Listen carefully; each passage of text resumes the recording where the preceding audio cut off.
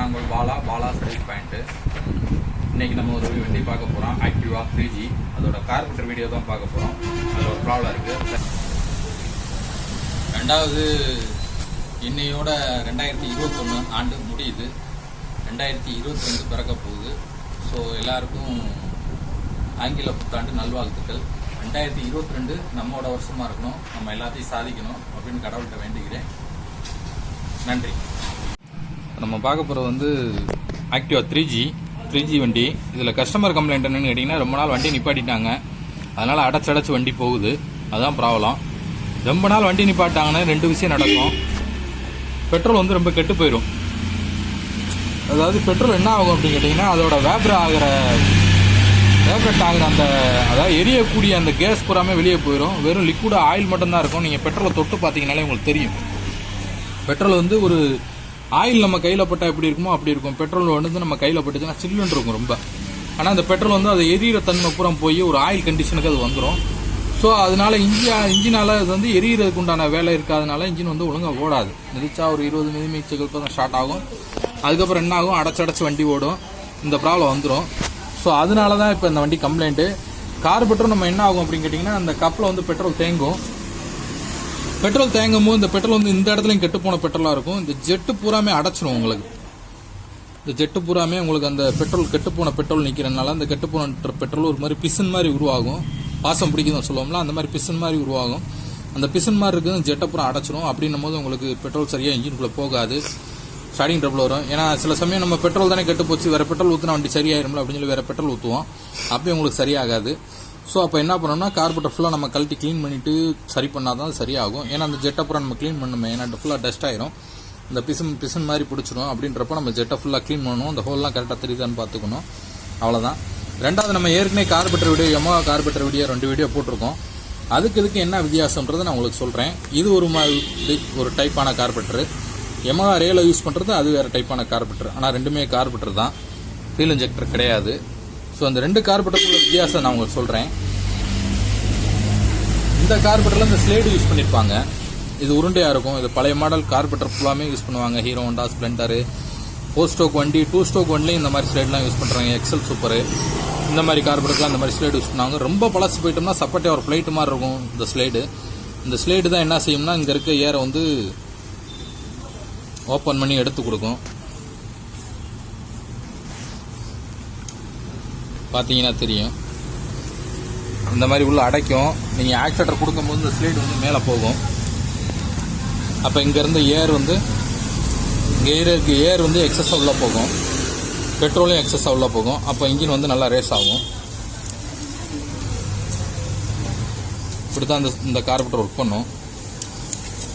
ரெண்டாவது, இதில் ஒரு நீடில் ஒன்று போட்டிருப்பாங்க.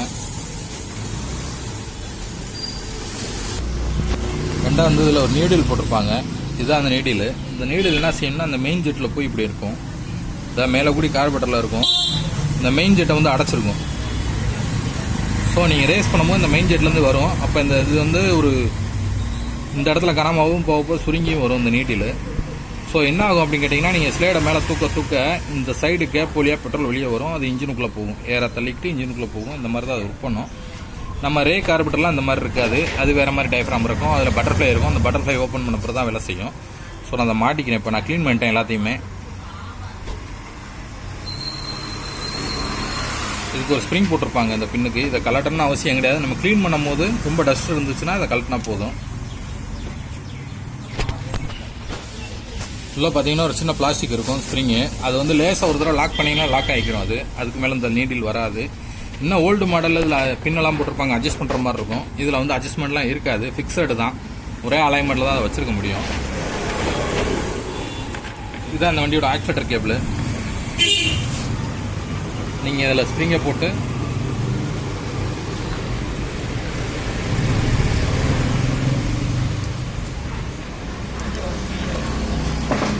மாட்டிங்கன்னா கரெக்டாக உட்காந்துக்கிறோம். நீங்கள் ஆக்சிலேட்டர் கொடுக்கும்போது இது வேலை செய்யும்.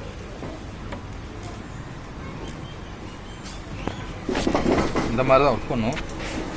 இப்போ நான் கார்பெட்டர் அசம்பிளி பண்ணிக்கிறேன். ஜெட்டு எல்லாத்தையுமே ஆல்ரெடி நான் க்ளீன் பண்ணி வச்சுட்டேன்.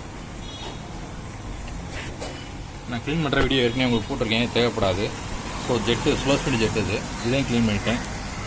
இதுதான் ஏர் ஸ்க்ரூக்குள்ளே கனெக்ட் ஆகி ஏர் ஸ்க்ரூக்கு என்ன வேணும், பெட்ரோல் வேணும், ஏர் வேணுன்றதை இதுதான் கொடுக்கும். இது வழியாக கனெக்ட் ஆகிருக்கும். இந்த இடத்துல ஹோலு, இந்த இடத்துல ஜெட்டு. ஸோ இந்த இது வழியாக ஏர் வந்து இங்கே கொடுக்கும்.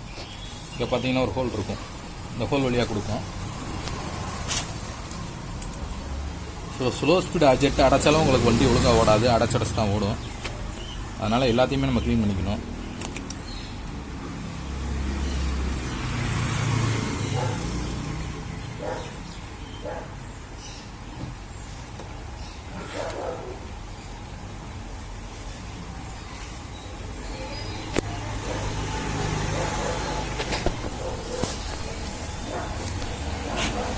இதான் அந்த வண்டியோட ஃப்ளோட் நீடில்.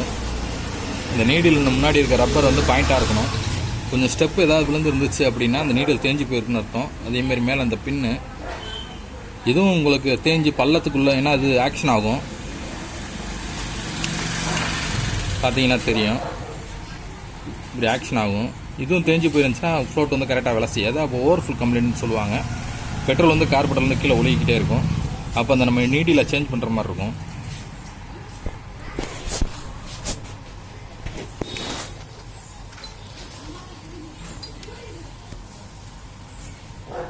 அவ்வளோ அந்த பின்னை பொறுத்துக்க வேண்டியதான் நீங்கள்.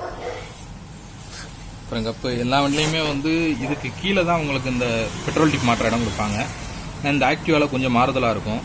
இந்த கப்பு மூலியமாக பெட்ரோல் இந்த இடத்துக்கு வரும். இந்த இடத்துல டிப் மாட்டிருப்பாங்க. இந்த கப்பு மூலியமாக பெட்ரோல் இந்த இடத்துக்கு வந்து இந்த ஹோல் வழியாக உள்ளே போய் இங்கே வரும். ஸோ வந்தோடனே இந்த ஃப்ளோட் ஆக்ஷன் ஆகி இந்த கப்புக்கு மேலே ஒரு லிமிட்டுக்கு மேலே நனைஞ்சோடனே இது மிதந்து இந்த இடத்துல லாக் பண்ணிடும். பெட்ரோல் வந்து அதுக்கப்புறம் உள்ளே வராது. இங்கே ஜெட்டு யூஸ் பண்ணி பெட்ரோலை எடுத்து குறைஞ்ச பிறகு திரும்பி பல்லபடி ஃபுல்லாகும். இந்த மாதிரி தான் இந்த கப்பு எவ்வளோ செய்யும். எவ்வளோ தேவைப்படுதோ அவ்வளோ வச்சுக்கிறோம்.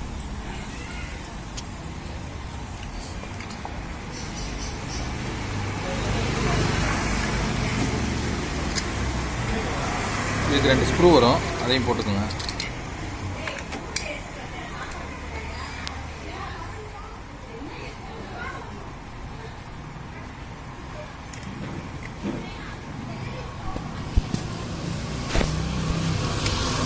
அவ்வளோதான், டைட் வச்சுக்கோங்க.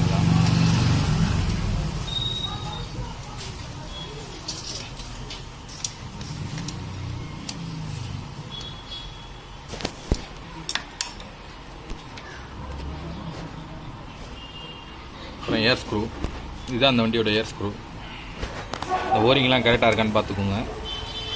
ஸ்ப்ரிங்கு, அதுக்கப்புறம் ஒரு பொடி வாசர் வரும், அந்த வாசரையும் போட்டுக்கோங்க. அடுத்து இதில் ஒரு ஓரிங் வரும், பார்த்தீங்கன்னா தெரியும். இந்த ஓரிங் இதில் போட்டுக்கோங்க. இதெல்லாம் ரொம்ப முக்கியமானது. நீங்கள் ஏதாவது மிஸ் பண்ணிங்கனாலும் வண்டி ஒழுங்காக ஓடாது.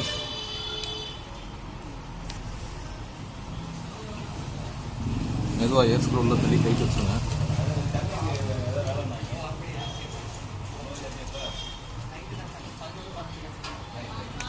அரை 1 நான் 1.25 வச்சுருக்கேன். இந்த ஏர் ஸ்க்ரூ மட்டத்துக்கு வச்சுருக்கேன்.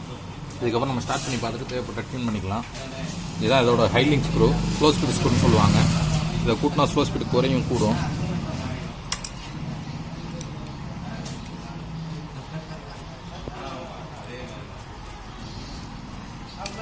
எப்படி கூடுதுன்னா இந்த ஸ்க்ரூ வந்து இந்த ஸ்லைடை ஓப்பன் பண்ணும். நான் மாட்டி காட்டுறேன் உங்களுக்கு. ரெண்டாவது இதில் வந்து டிபி சுவிட்ச் வந்துடும். இந்த இருக்கும், இந்த இடத்துல ஒரு சின்ன பின் மாதிரி கொடுத்துருப்பாங்க. அது சுவிட்ச் ஒரு லிமிட்டுக்கு மேலே இந்த ஸ்லைடு ஓப்பன் பண்ணும்போது இந்த இடத்துக்கு வரும்போது சுவிட்ச் ஆட்டோமேட்டிக்காக ஆன் ஆயிரும். அதுக்காண்டி தான் சுவிட்ச் கொடுத்துருக்காங்க. இது டிசிஐயோட கனெக்ட் ஆகிருக்கும். டிசிஐக்கு வந்து தகவல் கொடுக்கும். சுவிட்ச் ஆன் ஆயிடுச்சு அப்படின்னா ப்ளக்குக்கு கரண்ட்டாக வேரி பண்ணும்.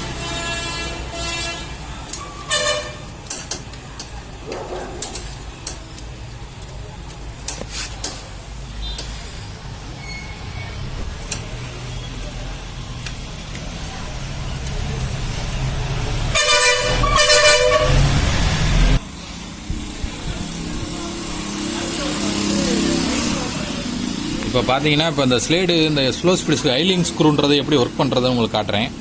இந்த ஹோலில் பார்த்தீங்கன்னா தெரியும், இந்த இடத்துல இந்த ஸ்லைடு வந்து ஓப்பன் ஆகும்.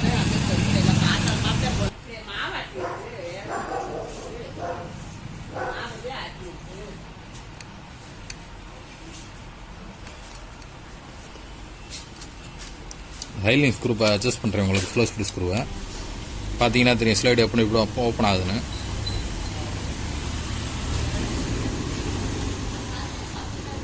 குறைக்கும் போது ஆட்டோமேட்டிக்காக மூடிடும். இந்த பக்கம் பார்த்தீங்கன்னா நல்லாவே தெரியும் உங்களுக்கு.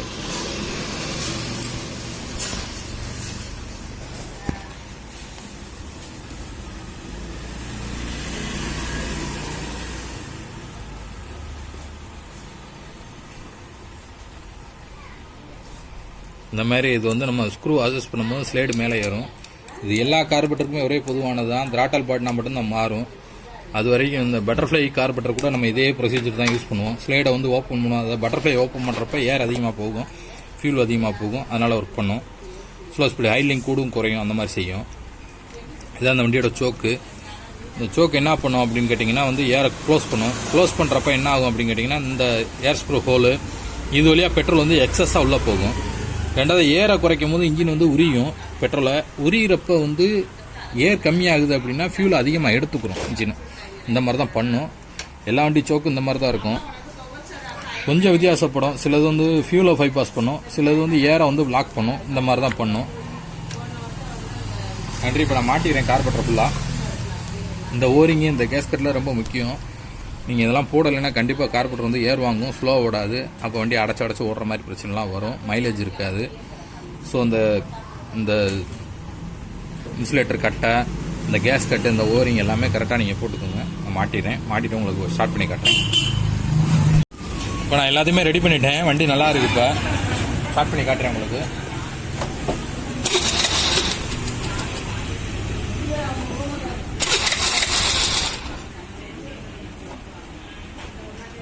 எப்படி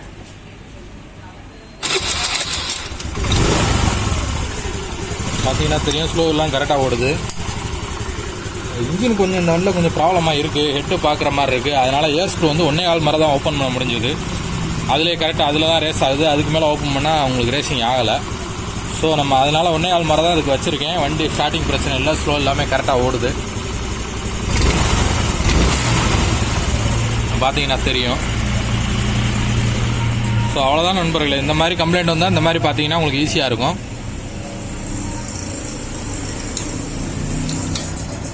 பிடிச்சிருந்தால் லைக் பண்ணுங்கள், ஷேர் பண்ணுங்கள், கமெண்ட் பண்ணுங்கள். நன்றி நண்பர்களே.